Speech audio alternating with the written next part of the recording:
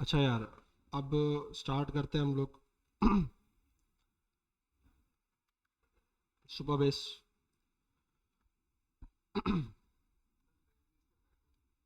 नहीं नहीं, उसके साथ पढ़ेंगे ना, वही पढ़ेंगे। अच्छा।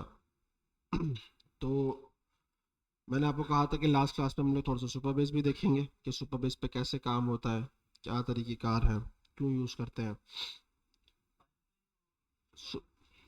सेम चीज़ है। सुपर बेस फायर बेस का अल्टरनेटिव है। ठीक है।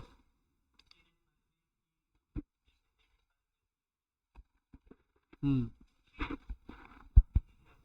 नहीं नहीं, ये भी कर लें तो काफ़ी है, मसला नहीं। उसके अल्टरनेटिव है ये। ठीक है। यानी कि अगर आपको फायर बेस नहीं करना है तो आप सुपर बेस इस्तेमाल कर सकते हो। अब इन चीज़ों को इस्तेमाल करने का पर्पज़ क्या होता है कि ये स्क्रैच से बैकएंड बनाने की ज़रूरत नहीं पड़ती आपको। या मैं कहूँगा कि काफ़ी हद तक बैकएंड बनाने की ज़रूरत नहीं पड़ती आपको। अगर हम बात करते हैं फायर बेस की, तो अब मैंने आपसे मिसाल दी थी, अभी आपको बताया था कि भाई सर्वर क्रैश होता है।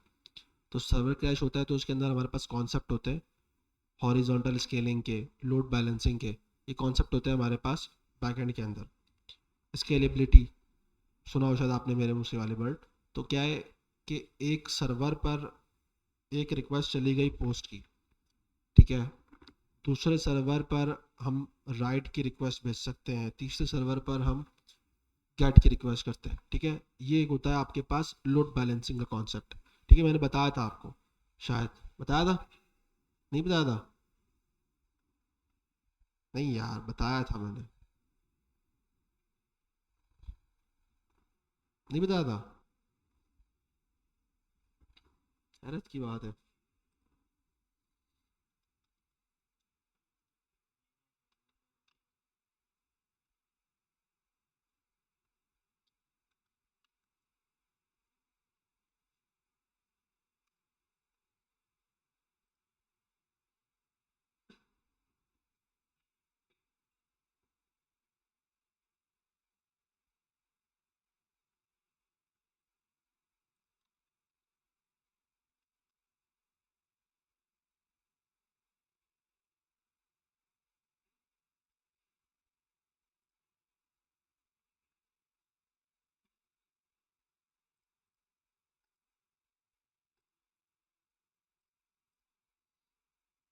अच्छा, ये नज़र आ रहा है भाई।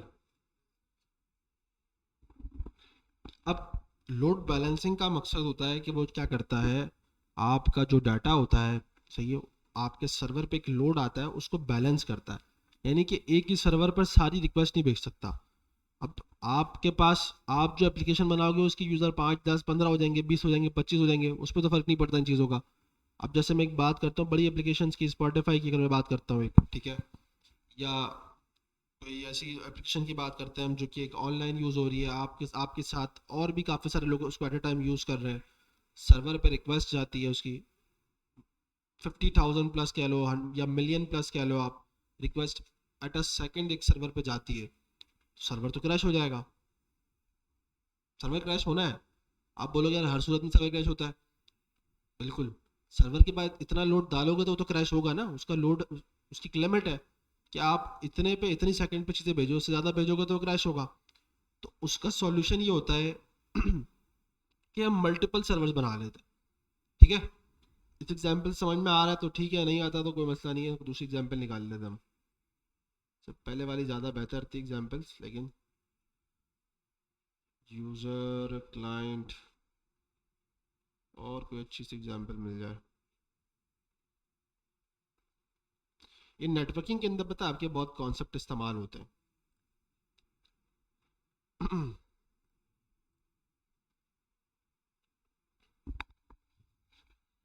नेटवर्किंग का कॉन्सेप्ट अगर आपको पता हो, इंटरनेट वगैरह लगाया कभी घर पे, लगाया इंटरनेट, लगाया, सबके लगा हुआ है ना। लगवाया है, मैं ये पूछ रहा हूँ, मतलब कभी खड़े होकर देखा होगा कि वो कैसे लगा रहा है, क्या कॉन्सेप्ट होता है। नेटवर्किंग में कॉन्सेप्ट होते हैं ना, ये नेटवर्किंग ही है। ठीक है। अब ये नेटवर्किंग समझ लो आप, आपके पास अपने सर्वर होंगे तो आप उसको वैसे ही लगाओगे। ठीक है। अब आपके पास अपने सर्वर नहीं है, आप AWS की या किसी क्लाउड सर्विस को यूज़ करोगे, उसके सर्वर आपको वो ऑटोमेटिकली जो है ना अरेंज करते हुए मिलेंगे। आपको बस सर्विस यूज़ करनी पड़ेगी। ठीक है। अब नेटवर्किंग के अंदर भी ये होता है। अब जैसे मिसाल मैं देता हूँ कि आपने घर पे लगाए हुए दो इंटरनेट, ठीक है, किसी के लगे हुए हैं? सबके एक लगे हुए हैं, आपके घर पे दो लगे हुए हैं?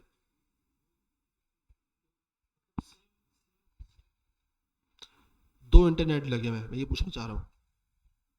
राउटर नहीं, दो राउटर अलग चीज़ होती है, इंटरनेट अलग चीज़ है। सेम है ना?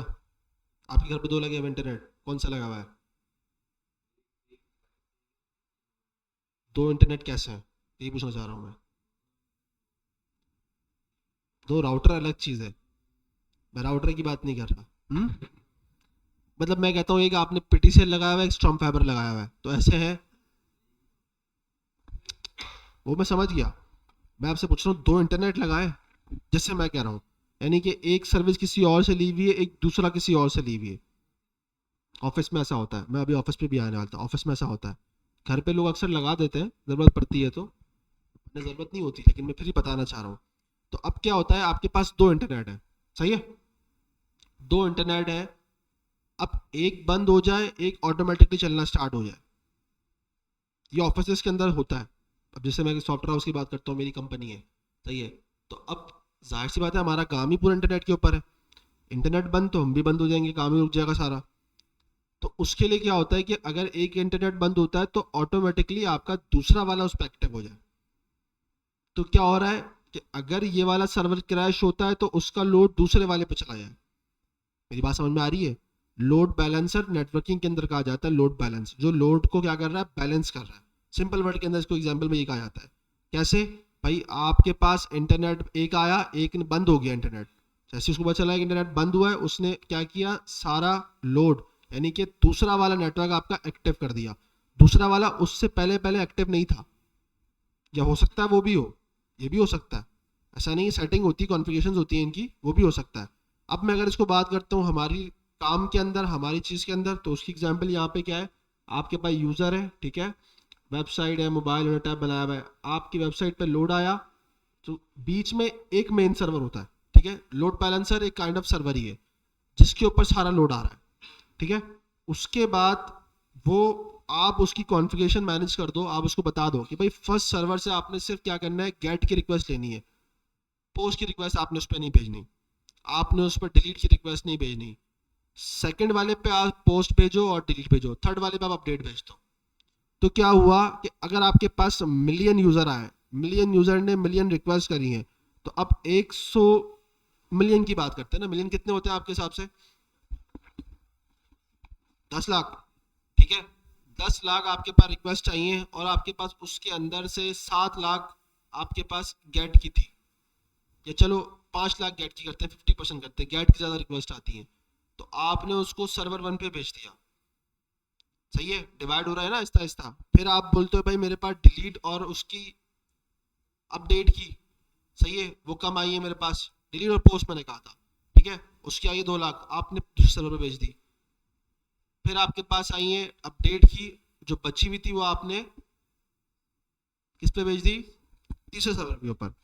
तो ये क्या हुआ, लोड बैलेंसर ने इसको क्या कर दिया, लोड को बैलेंस कर दिया, ठीक है।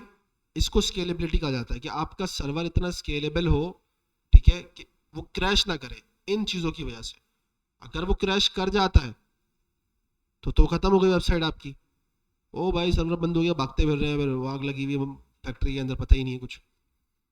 अभी आपने शायद सुना हो, देखा हो, क्लाउड फेयर का हुआ था। छोटी बात नहीं होती है, पूरा इंटरनेट उस पर डिपेंडेंट है। ओपन एआई क्लाउड फेयर के सर्वर यूज करता है, स्पॉटिफाई आपका क्लाउड फेयर यूज करता है, x.com ट्विटर जो आपका चल रहा है एलोन मस्क का, वो उस पर चलता है, और एक दो और थे मैं भूल रहा हूँ नाम, कैनवा उस पर चलता है, क्लाउड एआई उस पर चलता है, और क्या चलता है? नहीं नहीं, नेटफ्लिक्स नहीं चलता, नेटफ्लिक्स पर नहीं चलता, नेटफ्लिक्स एडब्ल्यूएस यूज करता है। लेकिन उसने सुना था, मैंने अभी अपने सर्वर पर अपने पे भी काम कर रहा था वो, और एक दो और थे, खैर ये भी बहुत बड़ी बड़ी जाइंट चीज़ है, ठीक है। मतलब एक बंदे का काम ही इन चीज़ों पर डिपेंडेंट है। मैं अपनी बात करता हूँ, हमारी दो चार वेबसाइट्स हैं जो उस पर डिप्लॉयड थी, चल ही नहीं रही थी। तो पता चला बाद में हमें कि भाई क्लाउड फेयरिंग चल रहा है, हमारी गलती नहीं है। सही है। तो इसके अलावा जो है एक दो और चीज़ें थी, मैं भूल गया, एक दो और जगहें थी। तो क्लाउड फेयर एक पूरा सर्वर को मैनेज कर रहा है, यानी कि वो यही सर्विस दे रहा है, उसका काम यही है। जैसे AWS सर्विस देता है, क्लाउड फेयर वही देता है। क्लाउड फेयर आपको कॉन्फ़िगरेशंस कम करके देता है, यूज़र फ्रेंडली ज़्यादा अच्छा है। AWS के अंदर सब चीज़ें आपको खुद मैनेज करनी है। अच्छा आपने ये चीज़ उठानी है, ये चीज़ लगानी है, अच्छा भाई इतने पैसे देना है आपको, ठीक है। अच्छा ये चीज़ सर्विस लेनी है, इतने पैसे देना है आपने।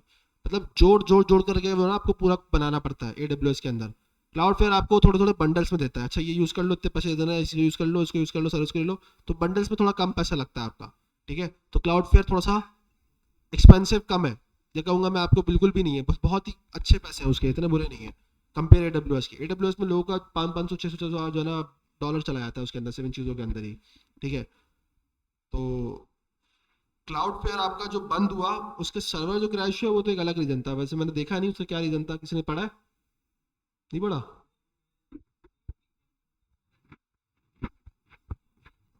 टीम चेंजेस की वजह से?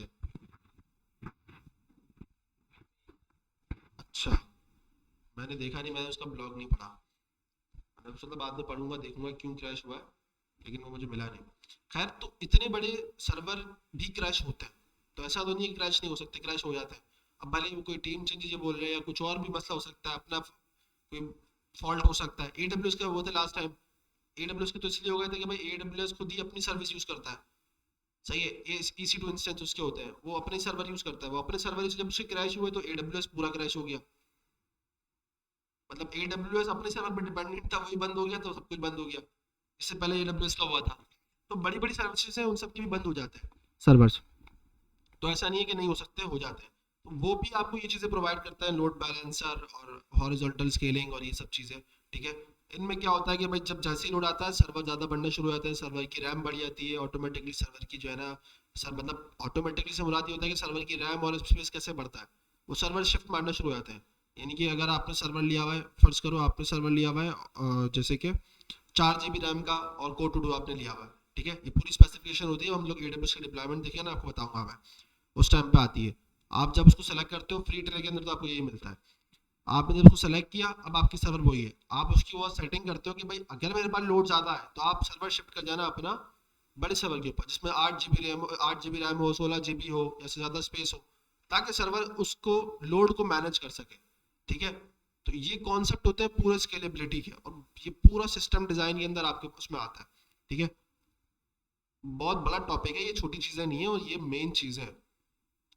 बैकएंड के अंदर सब में टफ चीज़ है ना, वो यही चीज़ें, स्केलेबिलिटी।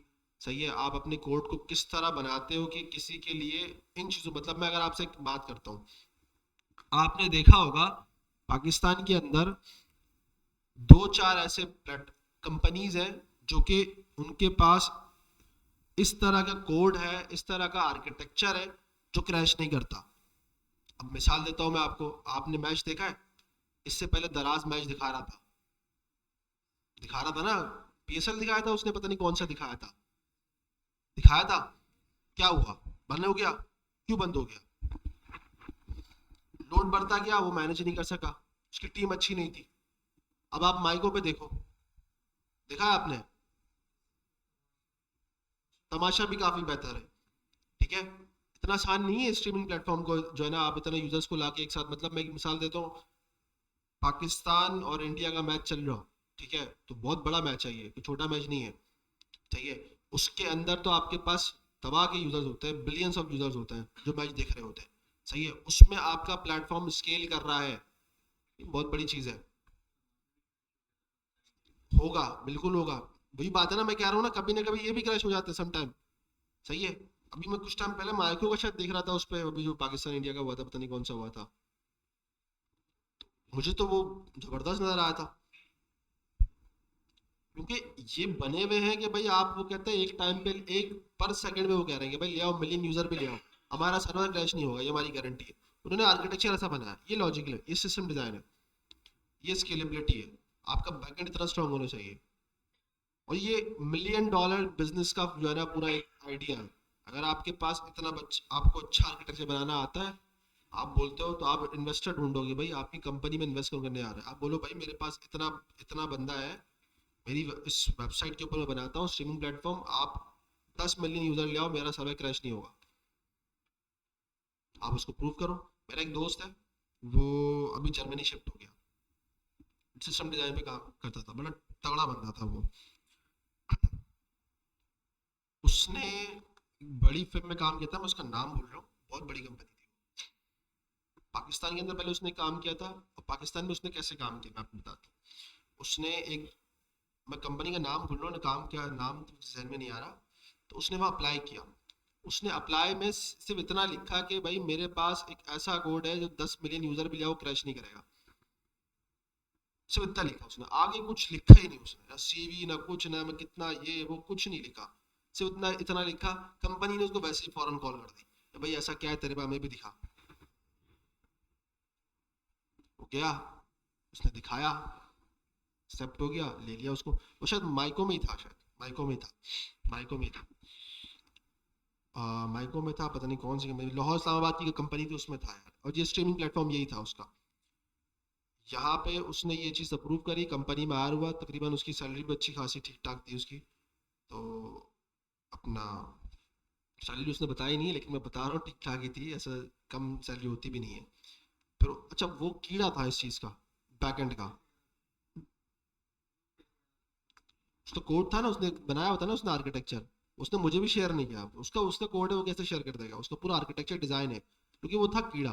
वो पढ़ता था किताबें, सिस्टम डिजाइन की किताबें आती हैं, उसने मुझे भी कहा था तो पढ़ना शुरू कर दे समझ में आ जाएगा। मैंने बोला भाई इतना टाइम नहीं मेरे पास पढ़ सकूँ मैं भी।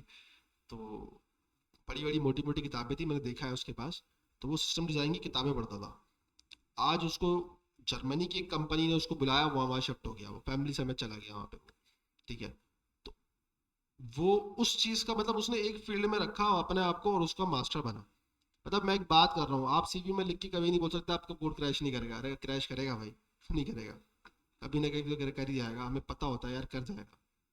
मतलब आप इस चीज में कॉन्फिडेंट नहीं होते। लेकिन उसने वो कहता है कि भाई 10 मिलियन यूजर ले आओ, मेरा सर्वर क्रैश नहीं होगा, ये मेरी गारंटी, जो मैंने कोड आर्किटेक्चर बनाया ना इससे सर्वर क्रैश नहीं होगा। तो ये चीज़ें होती हैं स्केलेबिलिटी और इन चीज़ों के ऊपर। खैर ये बैकएंड की चीज़ है बहुत ज़्यादा, ये एडवांस बैकएंड है। ये होता है नॉर्मल बैकएंड चाहिए, फिर एक मिड लेवल होता है, ये एडवांस, ये बिल्कुल ही हाई लेवल का बैकएंड है। इन चीज़ों में पे ज़्यादा होती है, इसलिए 5-6 लाख 10 लाख, 10 लाख के अंदर आपको अच्छा मिल जाता है, लेकिन 6 से ऊपर ही होता है ऑलमोस्ट। अच्छी पे मिल जाती है आपको उसके अंदर। ठीक है। और ये तजर्बे से आता है, मतलब आप उसको बोलो कि भाई मैंने 1 साल के अंदर सिस्टम डिज़ाइन सीखा है, तो फिर आप सिस्टम डिज़ाइन को फिर आप प्रूव कर सको आपको कितना आता है। समझ में आ रही है बात? अगर आपको ये प्रूव करना नहीं आता तो फिर आपके लिए मुश्किल हो जाएगा। आप सिस्टम डिजाइन से बोलोगे, आप उसको भाई वो आपसे पूछता है कि भाई अच्छा क्रोन जॉब आती है, आप बोलोगे नहीं मुझे नहीं आती, तो वो तो बेसिक बैकएंड है। अगर आपको वो ही नहीं आता तो फिर आप कैसे काम आगे काम कैसे कर रहे हो? तो उसके लिए पहले आपको बैकएंड सीखना पड़ेगा, बेसिक बैकएंड, फिर उसके बाद थोड़ा इंटरमीडिएट, फिर आप एडवांस में जाओगे। सही है। खैर बात कहाँ से कहाँ चली गई। टॉपिक का बताने का मकसद ये होता कि ये जो इस तरह के आपके पास सुपर बेस और फायर बेस होते हैं ना, इनके पीछे का बैकएंड यही होता है, स्केलेबल और ना क्रैश होने वाला, सिंपल वर्ड के अंदर। ठीक है। अब गूगल इटसेल्फ खुद ही उसके अपने सर्वर्स हैं, गूगल क्लाउड का सुना है ना आपने, तो उसके पास अपने सर्वर यूज करता है। सही है। तो आपका सुपर बेस भी एक ऐसा ही प्लेटफॉर्म है जो स्केलेबल है। ठीक है। क्योंकि इसमें आप बैकएंड खुद से नहीं बना रहे, खुद से नहीं लिख रहे। हाँ एक हद तक इसमें आप लिमिट से बनाते, कुछ चीज़ें बनाते हो, टेबल्स आप इसके अंदर बना रहे हो, क्यूरीज अपने हिसाब से मैनेज कर रहे हो। ठीक है। वो एक अलग चीज़ है, वो तो हम फायरबेस में भी कर रहे थे। तो फायरबेस जैसा ही है, बिल्कुल ऑल्टरनेटिव वही है, लेकिन ये आज की दौर का जो है ना सबसे ज़्यादा इस्तेमाल होने वाली चीज़ है। ठीक है। सबसे ज़्यादा लोग उसको इस्तेमाल करते हैं, क्योंकि ये क्यूरीज वगैरह काफ़ी ज़्यादा आपको अच्छी रहता है। ठीक है। कस्टमाइजेशन ज़्यादा है इसके अंदर, मतलब यूज़र डेवलपर के हाथ में ज़्यादा चीज़ें हो ना तो वो अच्छा चीज़ बना सकता है। और फायरबेस का क्या है, वो कस्टमाइजेशन कम देता है आपको, और खुद से चीज़ें ज़्यादा कंट्रोल करता है। इसलिए ज़्यादा जो है ना प्रेफर लोग इसको करते हैं कि सुपर बेस पे जाना चाहिए, कस्टमाइजेशन ज़्यादा है इसके लिए। तो अगर मुझे एक क्यूरी लिखनी है तो मुझे पूरा उसका पूरा एक्सेस है चीज़ें लिखने का। जब मुझे डाटा मंगवाना है तो मुझे किस तरह मंगवाना है, मेरा पूरा एक्सेस है उस चीज़ का। ठीक है। ये चीज़ है।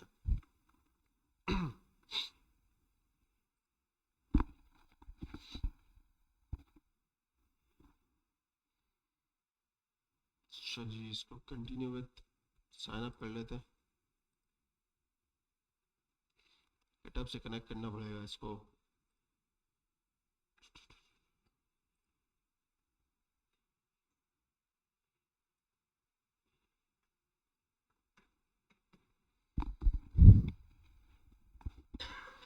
अच्छा, अब ये मुझसे पूछ रहा है कि भाई आपकी ऑर्गेनाइजेशन का नाम क्या है। मैंने बोला ठीक है ये सही है।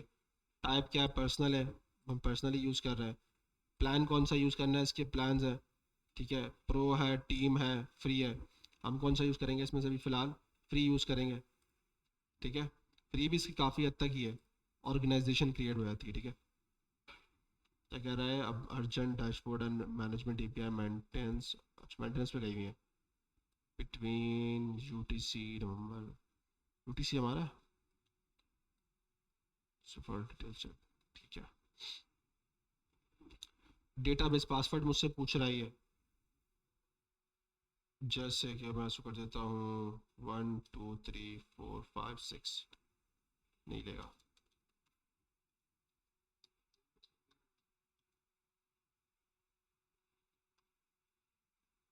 ठीक है, डेटाबेस पासवर्ड रख दिया। रीजन आप सेलेक्ट करते हैं। मुझे एशिया स्पेसिफिक कर रहा है तो आप उसको एशिया यूज़ कर लो, या आपके हिसाब से जो भी है इसके। ठीक है, AWS भी सारी चीज़ें रीजन्स प्रोवाइड करता है। अक्सर लोग ये भी गलती करते हैं। अच्छा, AWS के अंदर ये चीज़ है कि आप डेटाबेस भी अपने हिसाब से बनाते हो। ठीक है, अब जैसे फ़र्ज़ करो मैंने डेटाबेस बनाया हुआ है पाकिस्तान के अंदर और मेरा सर्वर है US के अंदर, ये भी लोड टाइम पे बड़ा इफेक्ट पड़ता है इस चीज़ों से। समझ में आई बात?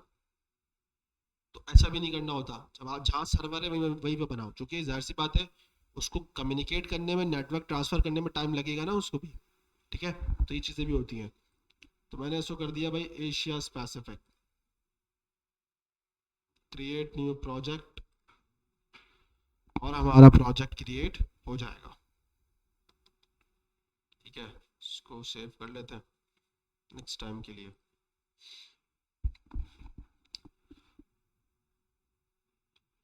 अच्छा, ये आपको बता रहा है यहाँ पे भाई किस तरह के टेबल्स हैं हमारे पास, क्यूरीज होती हैं हमारे पास क्रिएट करने की।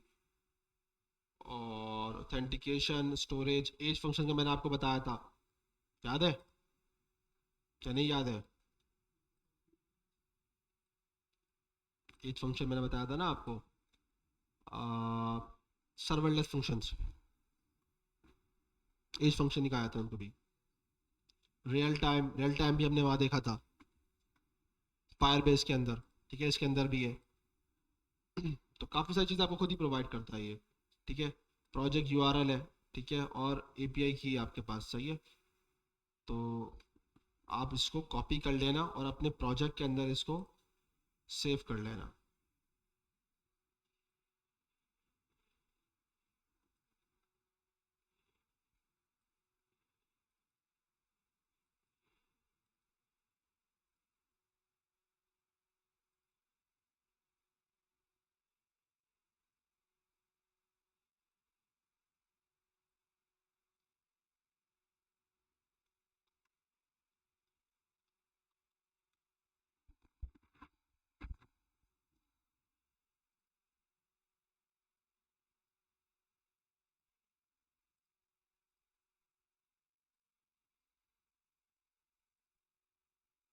अच्छा, हमने इसमें ENV नहीं बनाई थी ना, अब इसमें एक ENV बना लेते हैं, डॉट ENV।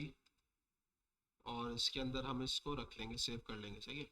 प्रोजेक्ट URL पे ये एक ज़रूरत पड़ती है हमें, ठीक है, सेटअप करने के लिए, इसलिए मैं इसको रख रहा हूँ। मैं कर दूंगा next public super base URL। ठीक है, इसको सेव कर दिया। फिर नेक्स्ट इसी को कॉपी कर लेते हैं और URL की जगह की। ठीक है, की आपको मिल जाएगी यहाँ से, की कॉपी कर लो और यहाँ से यहाँ पेस्ट कर दो। ठीक है, तो हमारे पास नेक्स्ट पब्लिक की सुपर बेस की URL और की दोनों क्रिएट हो गई है। ज़बरदस्त। ठीक है, अब ये आपको बोल रहा है जावास्क्रिप्ट के अंदर आप कैसे इसको इंस्टॉल कर सकते हो कि भाई इंपोर्ट कर लो इसको। अच्छा, अब इंपोर्ट हम कर नहीं सकते क्योंकि हमने इसको इंस्टॉल ही नहीं किया हुआ है। हम सबसे पहले इसको इंस्टॉल करेंगे। कॉपी कर लेता हूँ यहाँ से, और npm i supabase js, ठीक है। आप यहाँ से कर सकते हो। अगर ये यहाँ पे नहीं मिल रहा तो आपके पास इसकी डॉक्यूमेंटेशन खोल लो, supabase डॉक्यूमेंटेशन डॉक्स, ठीक है। डॉक्स यहाँ खोल लो आप, और स्टार्ट, स्टार्ट के अंदर next.js, ये आपको बता रहा है, ठीक है। ये तो बता रहा है क्रिएट सुपरबेस प्रोजेक्ट, नहीं विद, ये तो विद के साथ बता रहा है। और कहाँ गया, हमने कर लिया ना सुपरबेस यूआरएल और की, सही है, ये हमने कर लिया सेव। जी हाँ, ठीक है। क्लाइंट साइड पे बता रहा है आपको, ठीक है। कैसे कह रहा है भाई, आपने एक यूटिल से फोल्डर में ऐसे फाइल बना लो। अब आपकी मर्जी है, आप वहाँ पे बना लो या फिर अपने हिसाब से मैनेज कर लो, ठीक है। तो मैं इसको यहाँ पे लाइब्रेरीज के अंदर बना लेता हूँ, ठीक है। इसके अंदर एक फ़ाइल बना लेता हूँ, सुपरबेस, सुपरबेस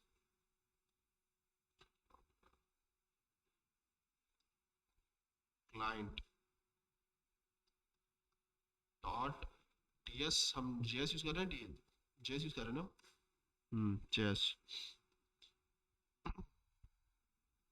चलेंगे, तो सर्वर साइड बता रहा है, हमें सर्वर साइड नहीं चाहिए। Server dot TS create server, नहीं सर्वर नहीं, और नेक्स्ट जेएस ये रहा।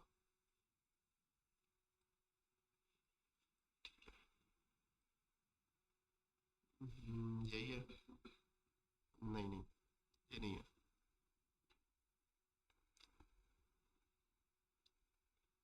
क्रिएट सर्वर बता रहा है, हम इसको नहीं, हम इसको फॉलो कर लेते हैं, ज़्यादा आसान है ये।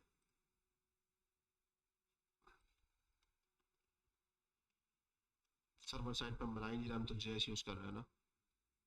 और उससे पहले हम इसको यहाँ पे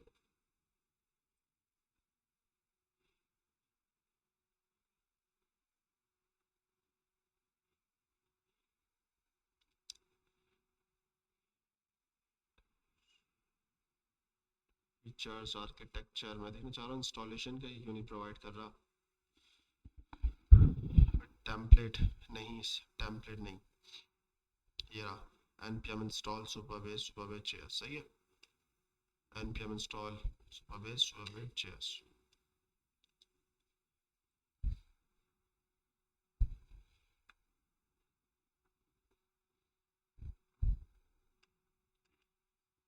इंस्टॉल हो गया हमारे पास, ठीक है।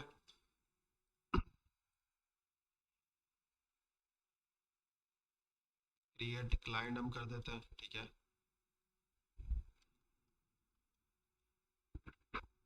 अब हम यहाँ पे यूज़ करेंगे, क्या यूज़ करेंगे हम लोग, प्रोसेस डॉट env डॉट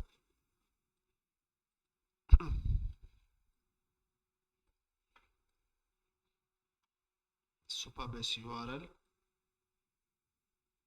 और यहाँ पे यूआरएल की जगह क्या पास कर देंगे, की, सुपरबेस की, सही है। यहाँ पर रिएक्ट का भी देख सकते हो आप, यहाँ पे इसने क्या बना दिया, सुपरबेस का एक क्लाइंट बना दिया, ठीक है।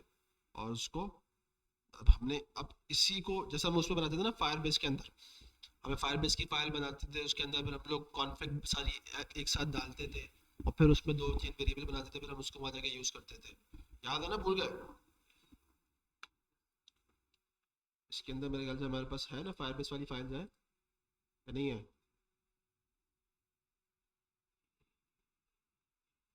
3.8 फायरबेस ये रहा, इसको मैं यहाँ ले आता हूँ। जैसे हम लोग फायरबेस के अंदर नहीं, initialise app get Firestore और उसके बाद फायरबेस कॉन्फ़िग करके ये वेरिएबल्स बनाते थे, ऐप और डीबी, याद आ गया सबको। इसी तरह हम लोग यहाँ पे इस सुपरबेस क्लाइंट के अंदर भी सेम यही काम कर, ठीक है। तो हमने ये चीज़ एक सुपरबेस का एक वो बना लिया है, एक वर्ड बना लिया है, ठीक है। आप उसको नाम दे दो, कुछ भी कर लो, वेरिएबल। अब मैं इसको कर लेता हूँ, इसको मैं कर लेता हूँ एक्सपोर्ट डिफ़ॉल्ट कर लेता हूँ, या इसको एक्सपोर्ट कर लेता हूँ, एक्सपोर्ट सुपा बेस, ठीक है, एक्सपोर्ट डिफॉल्ट कर लेते हैं।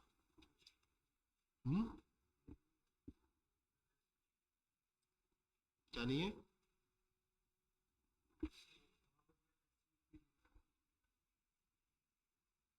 किसमें?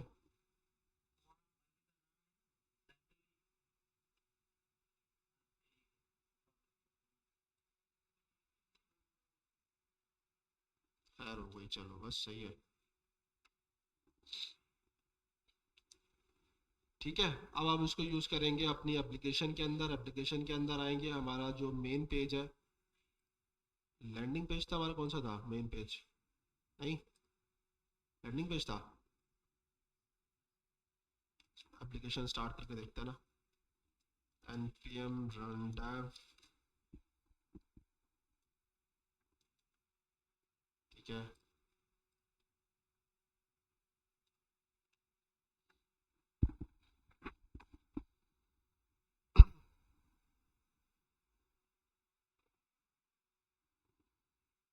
चीज़ समझ में आ रही है नहीं आ रही?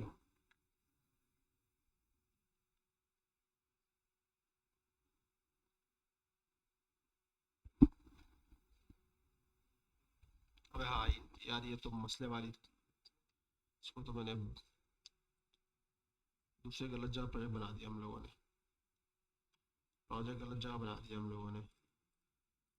हमने नई एप्लीकेशन बनाई थी ना, ये वाली फर्स्ट ऐप, फर्स्ट ऐप थी माया ऐप थी।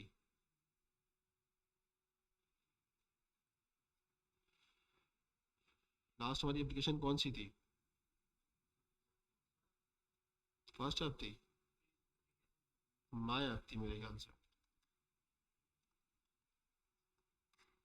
उसमें पता नहीं क्या मसला आ गया था। ये वाली थी।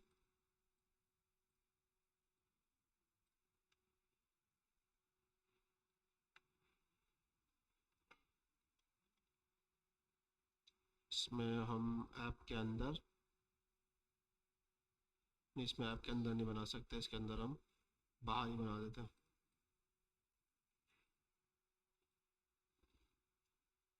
सुपरबेस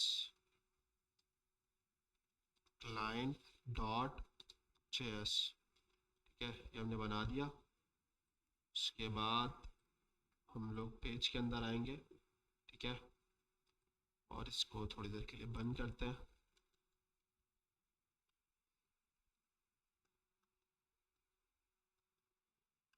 रिएक्ट एरो फंक्शन, ठीक है। अब हम क्या करेंगे, हमने जो इसको डिज़ाइन कर लिया, बना लिया है, ठीक है, इसको मैं बंद कर देता हूँ। और इसमें हम लोग सुपरबेस को फिर से इंस्टॉल करना पड़ेगा हमें इस एप्लीकेशन के अंदर। यहाँ से कर लेते हैं npm इंस्टॉल सुपरबेस। सही है भाई, सुपरबेस इंस्टॉल हो गई है हमारे पास। हमने यहाँ पे चीज़ों को एक्टिव भी कर लिया, लेकिन ई भी बाकी है हमारी, ई भी बाकी है। चलेगा भाई, नेक्स्ट स्टेप।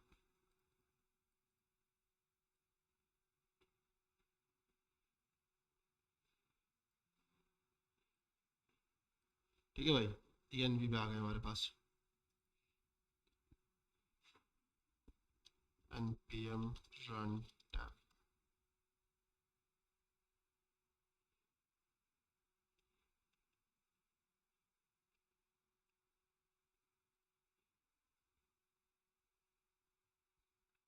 नजर आ रहा है आप लोगों को?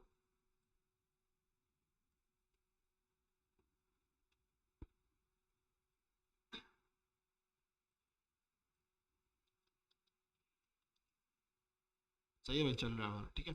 अच्छा, अब हम क्या करेंगे, हमने यहाँ पे जब इसकी ई भी क्रिएट कर ली है, सुपरबेस क्लाइंट भी कर दिया, अब हम इसको क्लाइंट साइड पे यूज़ करेंगे, ठीक है। क्लाइंट साइड पे यूज़ कैसे करेंगे इसको हम? सिंपल है, सुपरबेस को इस तरह कॉल करेंगे, ठीक है, हम ऑलरेडी बना चुके हैं, हम इस तरह कॉल करने की जरूरत नहीं है। हम सिर्फ इसको इंपोर्ट करेंगे, और इंपोर्ट करके हम इसको यूज़ करेंगे सुपरबेस डॉट ऑथ फ्रॉम, इस तरह की बहुत सारी मल्टीपल इसके फंक्शंस हैं, ठीक है, हम अभी देख लेते हैं। यहाँ पे हम आते हैं सुपरबेस, यहाँ पे इंपोर्ट करेंगे सुपरबेस सुपरबेस क्लाइंट, ठीक है, एक्सपोर्ट, नहीं सुपरबेस क्लाइंट नहीं करना है, और सुपरबेस नाम है ना हमारा, import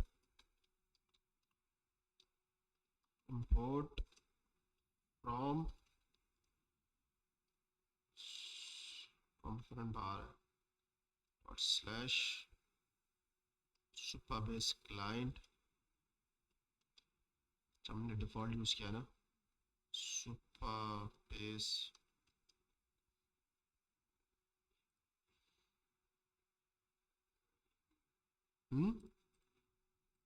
ठीक है, ये यूज किया ना हमने।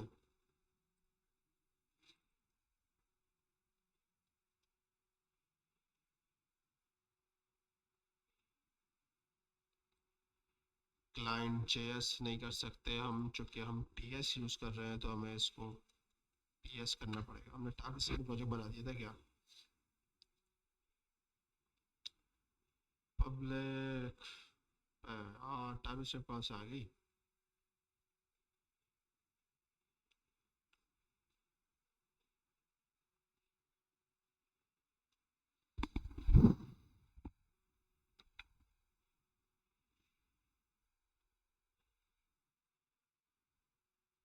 Type string argument, type string is not defined, undefined, ये तो आएगा ना।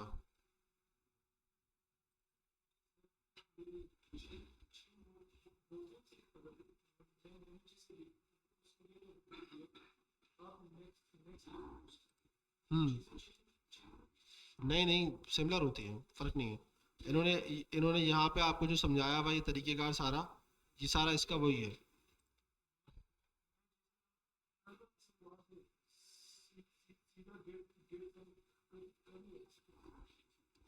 ये टाइप स्ट्रिप पे एरर आ रहा है, ये देख लो टाइप स्ट्रिप पे एरर आ रहा है। ये प्रोजेक्ट बनाते हुए हम लोगों ने टाइप स्ट्रिप पे क्रिएट करा है, इसलिए बार बार टाइप स्ट्रिप दिखा रहा है। एक नया प्रोजेक्ट बना लेते हैं तो बेहतर ही रहेगा, क्योंकि टाइप स्ट्रिप पे हमें टाइम लग जाएगा बहुत, और जल्द से जल्द बनाना है हमें इसको।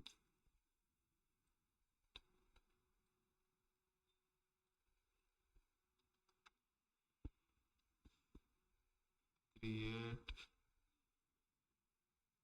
नेक्स्ट लेटेस्ट, क्रिएट नेक्स्ट नहीं होता,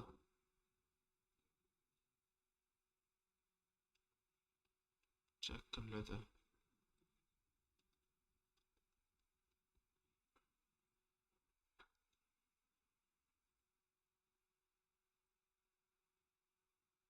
क्रिएट, अच्छा नेक्स्ट स्पेस है और नेक्स्ट ऐप है।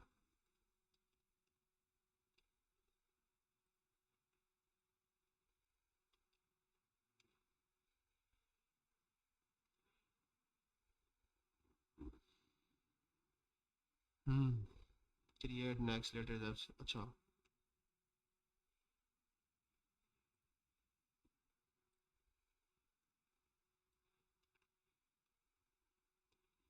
टाइप स्ट्रिप हमें नहीं करना, ठीक है।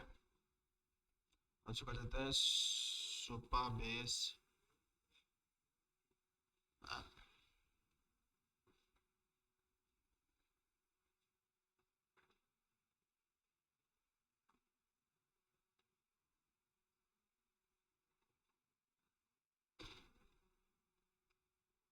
नो,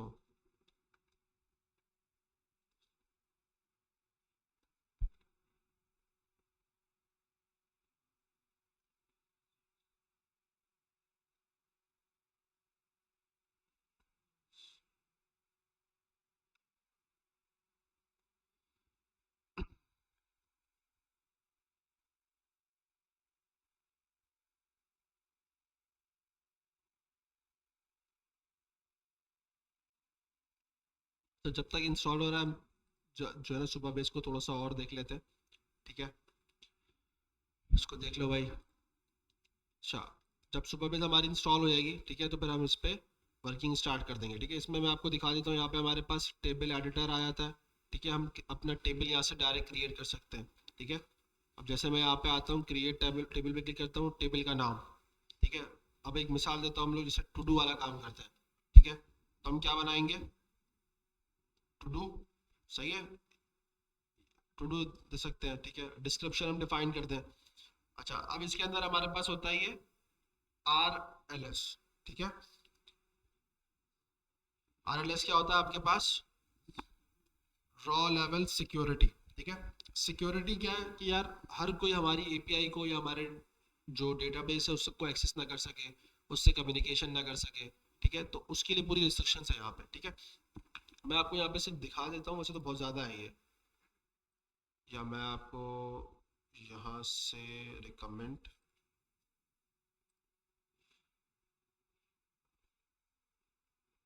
MTRA, हाँ से नहीं ना यहाँ पे, चलो यहीं दिखा देता हूँ आपको। अब यहाँ पे देखो ना, पॉलिसीज है हमारे पास ना, कुछ पॉलिसीज हम क्रिएट करते हैं कि यार, अब जैसे हर ऑफिस की, हर जगह की अपनी कुछ पॉलिसीज होती है, अपने रूल्स होते हैं। तो आप क्या है, हर टेबल के लिए कुछ अपने हिसाब से पॉलिसीज क्रिएट कर सकते हैं। अब जैसे कि मैं एक मिसाल देता हूँ, मैंने एक टेबल बनाया हुआ है पेमेंट का, ठीक है। अब मैं चाहता हूँ कि भाई वो जो पेमेंट वाला जो टेबल है वो हर किसी को एक्सेसिबल ना हो, उसको मैं रोल बेस कर दूँ। अगर ये रोल हो तो ही उसको, जैसे काइंड ऑफ मैनेजर है, मैनेजर को ही पेमेंट वाला टेबल दिखे, या पेमेंट को वो एक्सेस कर सके, उस टेबल से कम्युनिकेट कर सके। बात समझ में आ रही है। इसी तरह अगर मैं एक बात करता हूँ कि यार बंदा हमारी वेबसाइट पे आ रहा है तो वो ऑथेंटिकेट करे, उससे पहले जो है ना इस टेबल से कम्युनिकेट ना कर सके, तो ये भी हो सकता है। तो ये क्या है, कुछ पॉलिसीज है, ठीक है। इसमें कस्टम भी क्रिएट कर सकते हो, कुछ इनके टेम्पलेट्स भी होते हैं। जैसे बता रहा है ना, create policy, individual can view their own todos, ठीक है। तो ये इसने पूरा यहाँ पे आपको बताया हुआ है कि भाई ये इसने लॉजिक लिखी हुई है, मतलब पूरा क्या लिखा हुआ है, ये एक एसक्यूएल क्यूरी है ना। पढ़ा है ना आप लोगों ने, ऑलमोस्ट सारे यूनिवर्सिटी वाले ही है ना यहाँ पे, तो ये चीज़ पढ़ी है नहीं पढ़ी। अच्छा, और किसका नहीं आया, सबने पढ़ लिया ना फिर तो क्यूरीज आती होंगी, है या नहीं आती। Joint, left joint, inner joint नहीं पढ़ा, याद है, बेसिक बेसिक पढ़ाया हुआ है। एडवांस, एडवांस यही तो है, लेफ्ट ज्वाइंट, इनर ज्वाइंट वगैरह। ये नहीं पढ़ा, नहीं यार, बस ये पढ़ा के सीधे पढ़ाया, create table, delete table, update, बस, फिर तो अच्छे मार्क्स आए होंगे यार। पढ़ा है भाई। हाँ भाई, अब्दुल्ला हाथ खड़ा करो, क्या हुआ, कौन कह रहा है, ये फिर कौन सी लगती है आपकी। भाई नहीं यार, कराची तो नहीं पढ़ाते, नहीं यार, डेटाबेस तो यार सेकंड सेमेस्टर में पढ़ा देते हैं, सेकंड थर्ड फोर्थ, बहुत ज्यादा हो तो थर्ड फोर्थ तक पढ़ा देते हैं यार। डीएलडी, वो डीएलडी बोल रहा हूँ, डीएसए पढ़ा दिया, डीएसए उससे पहले पढ़ाया।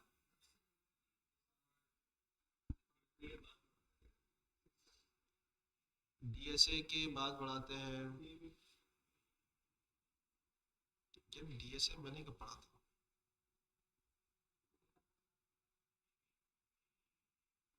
मैंने भी डीएसए डेटाबेस साथ पढ़ा है। चलो सही है, कोई मसला वाली बात नहीं है, तब पढ़ लिया तो पढ़ लिया, क्या कर सकते। अभी मैं आपको खैर क्यूरी तो नहीं पढ़ा रहा, क्यूरी जब पढ़ेंगे तो देख लेंगे, उसमें हम आसान ही होती है वैसे तो, ठीक है। कॉन्सेप्ट समझ में आ चाहिए कि क्यूरी इस्तेमाल करती कैसे है, मतलब क्या आपने उसके लिए क्यों यूज़ कर रहे हो, उसका पर्पस क्या है, किस तरह का डेटा आपको चाहिए, तो क्या क्यूरी लिखनी है, बस ये पता होना ज़रूरी है आपको, और कुछ नहीं है, ठीक है। अभी यहाँ पर ये क्रिएट पॉलिसी के लिए इन्होंने क्यूरी बनाई हुई है, ठीक है। पॉलिसी एक टेबल होगा जिसमें क्यूरी क्रिएट कर रहा है, ठीक है। और उसमें इन्होंने नाम दे दिया इस चीज़ का, और टू डूज के थ्रू सेलेक्ट कर रहे हैं इसको, सेलेक्ट डॉट ऑथ आईडी, और उसको कंपेयर करा रहे हैं यूज़र आईडी के थ्रू, ठीक है। और क्या क्या है भाई, alter table, table name, enable row level security के, यार इसमें रूल्स कहाँ है, मैं देख रहा हूँ रूल्स नज़र नहीं आ रहे मुझे।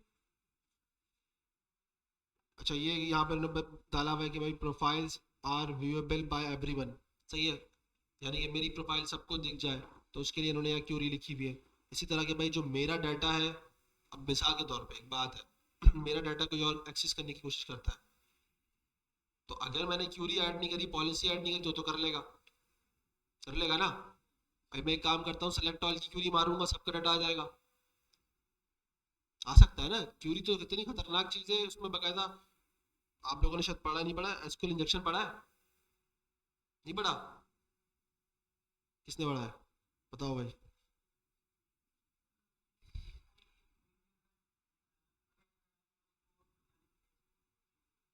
एसक्यूएल इंजेक्शन यूज होते हैं, एसक्यूएल इंजेक्शन तो खुद ही एक अटैक है, मतलब सही है, कहीं कहीं हद तक तो पहुंच गया वो, ठीक है। एसक्यूएल इंजेक्शन एक, उसको नाम दिया गया अटैक को। क्यूरीज के थ्रू वो क्या करते हैं, आपकी डेटाबेस से कम्युनिकेट करते हैं और डेटा चुराते हैं, स्नैच करते हैं, ठीक है, पूरा पूरा डेटा आपका निकाल लेते हैं। तो ये साइबर सिक्योरिटी के अंदर पढ़ाया जाता है, मुझे भी उसी टाइप पे पढ़ा था, मुझे भी सही याद नहीं है वैसे, लेकिन ये होता है ये, ठीक है। और इसको प्रोटेक्ट किया जाता है बहुत ज़्यादा, सही है, कि आपकी क्यूरीज को हर कोई जो है ना इस तरह अटैक ना कर सके। प्रोटेक्शन लेवल इसका अलग है, आगे चलता है ये बता रहा है आपको यहाँ पे, क्रिएट पॉलिसीज, क्रिएट टेबल, ठीक है,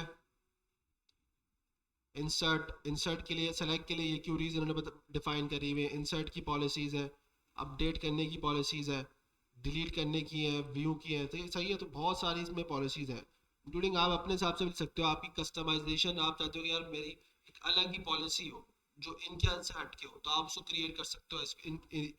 मतलब चैट जीपीटी को बोल दो, आप समझा दो कि भाई मुझे इस तरह की क्यूरी चाहिए, वो आपको लिख के दे देगा, सही है।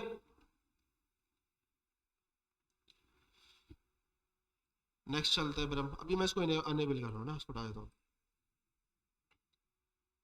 रियल टाइम पे अगर मुझे करना हो तो मैं कर सकता हूँ, अभी मैं याद नहीं कर रहा, ठीक है, अभी मैं सिर्फ सिंपल टेबल क्रिएट कर रहा हूँ। अच्छा, अब टेबल के अंदर, टेबल मैंने पढ़ाया तो था ना आप लोगों को, कि वो भी भूल गए, पढ़ाया था ना पक्का। शरियार भी सोच रहे हैं यार ये आदमी मुझे देखा देखा लग रहा है,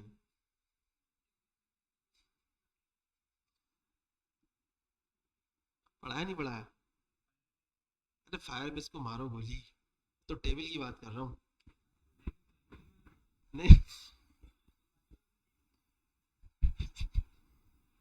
नहीं, वो टेबल अलग था शरियार भाई, ये डेटाबेस का टेबल था, और शायद मैंने फायर बेस के साथ ही पढ़ाया था, पढ़ाया था, हसन पढ़ाया था। तुम मुंह धो के आओ, जाओ जाओ, टाइम हो गया, लेकिन फिर भी मुंह धो के आओ, तुम रास्ते में सोना ही आ रहा।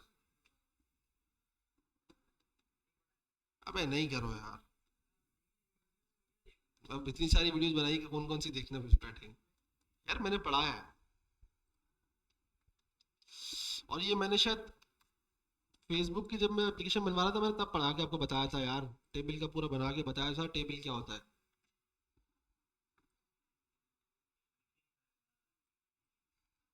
इतना कर देना है तो पढ़ा भी देता हूँ वापसी, क्या करेंगे इसके अंदर। अच्छा खैर चलो पढ़ लो। तो डेटाबेस हमारे पास दो तरह के होते हैं, SQL, no SQL. No SQL हमारे पास मोंगोडीबी है, ठीक है, इसके अलावा एक दो और होते हैं, मुझे सिर्फ मोंगोडीबी याद है इस वक्त, ठीक है।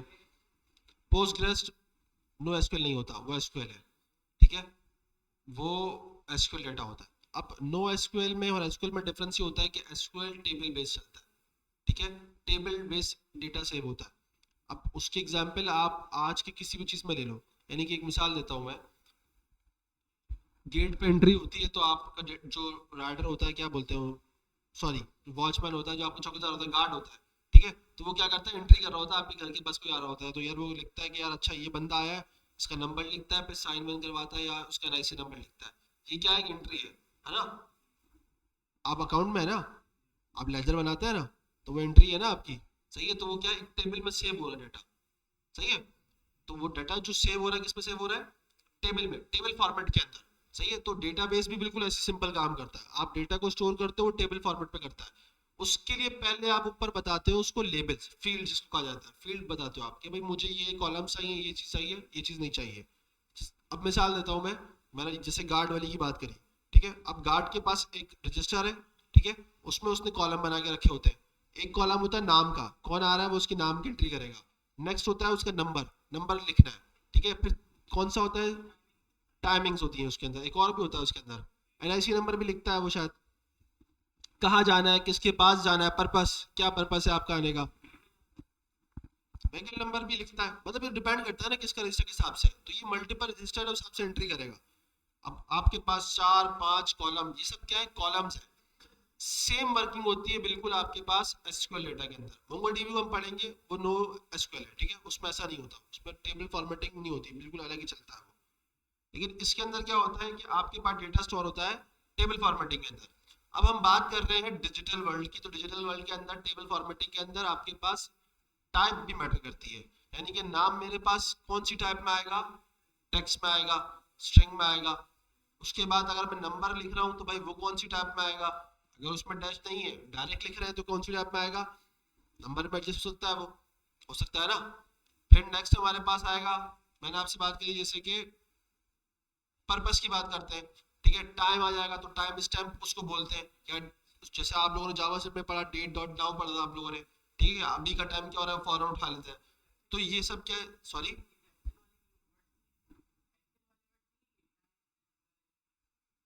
एक्सेल भी आपका वैसी है ना, अगर आप देखो तो वो भी तो कॉलम और रोज पे चलता है ना, रॉ कॉलम पे चलता है। डेटा जो स्टोर करता है वो भी उसका भी ये फॉर्म टेबल फॉर्मेटिंग है ना उसकी भी, तो इसलिए आपको लग रहा है कि वो एक्सेल वाले वर्ड है, ये नॉर्मल वर्ड है, ये इस डेटाबेस की लैंग्वेज है जिसमें वर्ड इस्तेमाल होते हैं, time stamp, insert, select, delete, ये सारे आपको नॉर्मली जहां भी टेबल फॉर्मेटिंग मायस्क्यूएल की बात आएगी। अच्छा, इनके पीछे भी बैकएंड है ना, आप एसक्यूएल की शीट सेव करते हो, वापस आते हो, दोबारा डाटा मिलता है, कैसे मिलता है, डेटाबेस पीछे मेंटेन हो रहा है ना उसके भी, वो आपने मेंटेन नहीं किया हुआ, हो सकता है आपके सिस्टम में सेव कर रहा है अगर सिस्टम वाली है, और आप अगर क्लाउड वाली यूज करो तो उसके क्लाउड पे सर्वर पे सेव होता है, डेटा तो सेव होता ही होता है। सो पता है ना सबको, फॉर्मेटिंग वही है बिल्कुल। आपका माई एसक्यूएल एसक्यूएल ऐसे ही चलता है, ठीक है। अब इसके अंदर और भी चीजें आती है हमारे पास, ठीक है, जैसे उसमें उसकी रिलेशन बनाने के लिए प्राइवेट की होती है, सॉरी प्राइमरी की होती है, फॉरेन की होती है, ये कीज होती है, ये हम पूरा जब हम बिल्कुल उस पर पढ़ रहे होंगे ना एसक्यूएल बैकएंड के अंदर देख रहे होंगे तब मैं आपको बता दूंगा इन चीजों से क्या होता है।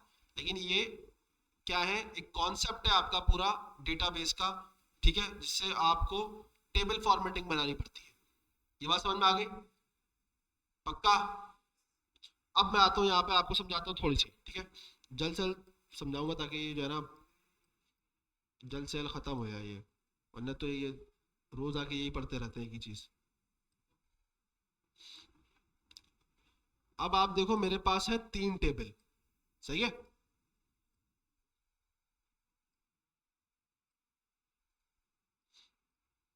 3 टेबल है मेरे पास, ठीक है। अब मैं अगर इसको हम बात करते हैं फेसबुक वाले से लेके, अब इस टेबल के अंदर जो मेरा पहला टेबल है वो यूजर टेबल है, ठीक है, कौन सा टेबल है, यूजर। नेक्स्ट मैंने रख दिया इसका नाम पोस्ट, ठीक है, पोस्ट पोस्ट रिक्वेस्ट लग रही है, ठीक है। तीसरा हो गया कमेंट्स, ठीक है, समझ में आ रही है चीज,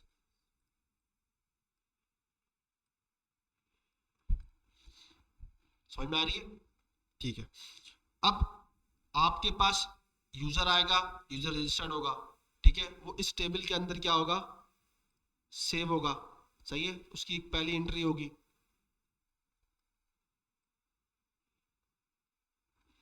ये चीज समझ में आ गई, सही है। अब इसमें मैं कॉलम नहीं बना रहा लेकिन इसमें कॉलम हमारे पास बन सकते हैं, ठीक है। हम अगर कॉलम बनाना चाहें इसको डिवाइड कर दें, यानी कि एक कॉलम इसका हो गया, एक कॉलम ऐसे हो गया,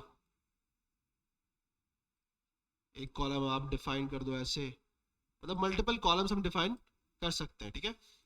कॉलम किस पर डिफाइन हो रहे हैं, लेबल की बेस पे होंगे, आईडी हो जाएगी इसके अंदर एक, ठीक है, और क्या आ जाएगा आपके पास, नेम आ जाएगा यूजर की, ईमेल आ जाएगी, सही है, तो यूजर की एक पूरी डिटेल सेव हो रही है, समझ में आ गई बात। तो ये आपकी एक टेबल में सेव हो रही है जो डेटाबेस मेंटेन कर रहा है।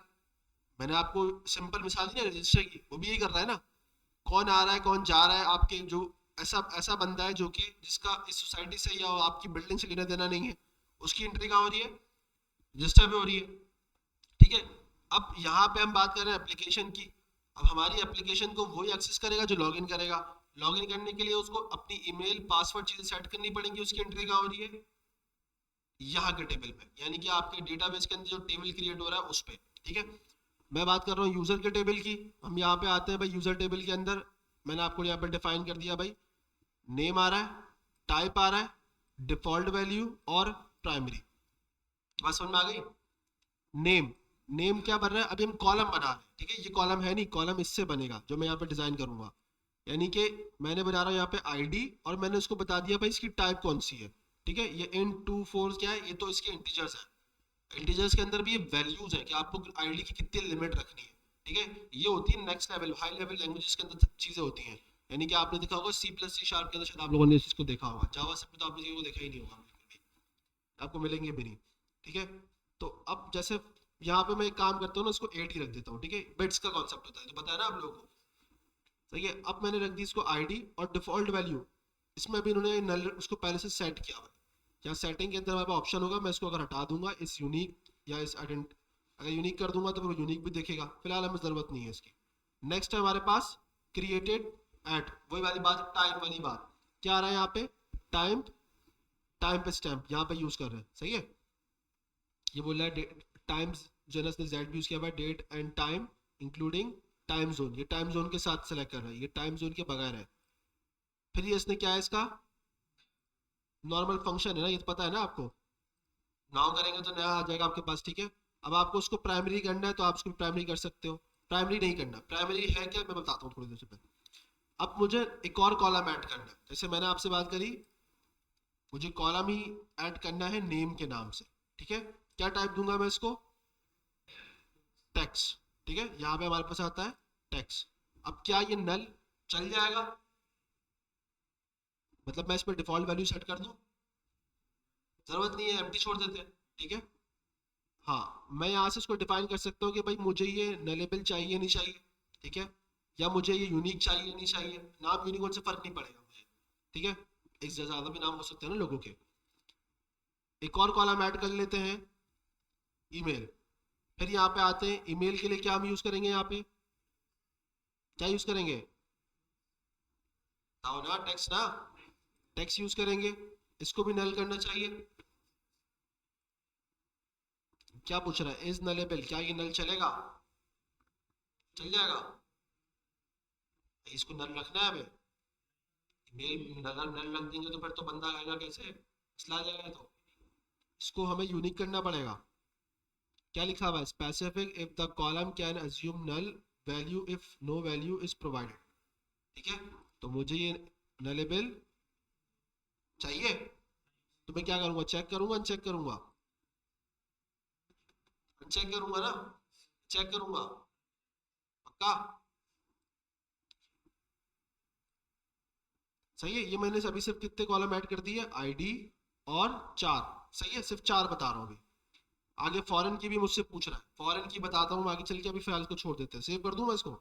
मैं सेव कर दूंगा एक। ठीक है, ये मेरा टू डू के नाम से एक टेबल क्रिएट कर देगा। लो, नाम मैंने टू डू दिया हुआ है, इसको मुझे यूजर रखना चाहिए था। चलो, तो अब हमने क्या रखा? एक हमारी हो गई आईडी, नेम, क्रिएटेड। सही है, इसको हम ऐसे रख लेते हैं, क्रिएट में कर लेता हूँ। ठीक है, और लास्ट क्या था? ईमेल। ठीक है, इसी तरह आपकी कॉलम बन के रजिस्टर में भी और आपके टेबल भी आपका बिल्कुल डेटाबेस में ऐसे क्रिएट होगा। ठीक है, यहाँ पे भी आपको वो दिखा देगा, डेटाबेस आपका टेबल क्रिएट करके बैठ गया। आईडी, क्रिएटेड और नेम। आर एल एस मैंने अभी डिसेबल किया हुआ है, इसको हम छोड़ देंगे। ठीक है, अभी हम देख ही नहीं रहे। अब डाटा मुझे इसमें इंसर्ट करना है। वहां पे आप एंट्री कर रहे थे मैनुअल रजिस्टर के अंदर, यहाँ पे डाटा एंट्री कैसे करोगे? यहाँ से डायरेक्ट। अब ये बोलेगा इंसर्ट आपने रॉ करनी है, कॉलम करनी है, आप डायरेक्ट सीएसवी की फाइल कर सकते हो। सीएसवी फाइल आपको चल गया कि भाई कौन सी फाइल होती है? एक्सेल की फाइल होती है। सही है, एक्सेल फॉर्मेट होता है ये, इसमें आप डायरेक्ट इसको भेज दो तो वो क्या करेगा? उन सारे डाटा को यहाँ पे इंसर्ट कर देगा। लेकिन कब करेगा? जब इसके कॉलम सेव होंगे। अगर एक्स्ट्रा कॉलम आएगा तो डाटा एंटर ही नहीं करेगा। बात समझ में आ रही है? और हमने जिनको नलेबल बोला है सिर्फ वही होंगे, मतलब जिनको हमने बोला कि भाई नल चल जाएंगे, ये भी जिनको नहीं बोला वो नल नहीं होंगे, तो वो एरर है आपके टेबल में। ठीक है, तो ये आपका एक सिंपल सा हमने एक सिंपल टेबल क्रिएट करा है। अब हम इसमें डेटा इंसर्ट करेंगे। अगर मैं इंसर्ट पे जाऊंगा, insert a row into todos, अच्छा मैंने टू डू रखा हुआ है, नाम में से नहीं प्रॉब्लम है, सही, इसको चेंज कर देंगे बाद में। अब ये मुझसे पूछेगा भाई आईडी, क्या बोल रहा है, आईडी ऑटोमेटिक जनरेट हो जाएगी, सही है, मुझे उसको देने की जरूरत नहीं है। फिर पूछ रहा है टाइम, टाइम में यहाँ पे ये सेलेक्ट कर लेता हूँ, सही है। अब नल मुझसे पूछ रहा है भाई, सॉरी नल बोल रहा हूँ, ईमेल मुझसे पूछ रहा है, कुछ भी लिख लेते हैं, सही है।